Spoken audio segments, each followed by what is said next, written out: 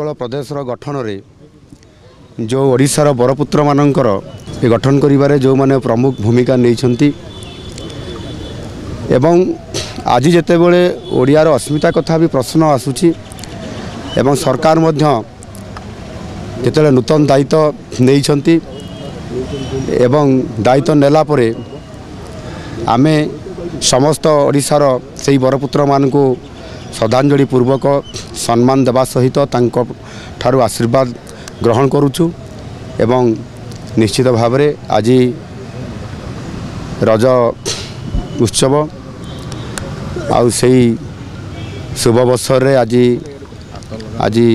आमे तांको श्रद्धांजलि ज्ञापन करिया पूर्व तांको आशीर्वाद नौचु। निश्चित भाव में आगामी दिन में ओडियार अस्मिता कथा को जो प्रश्न आसी ताहा निश्चित भाव में समस्त कथा को गुरुत्व सहित ओडिशा को दिया जिवो एवं आगामी दिन में ताहार ठोस कार्यक्रम करा जिवो एवं सेति पई रोड मैप प्रस्तुत होउछि।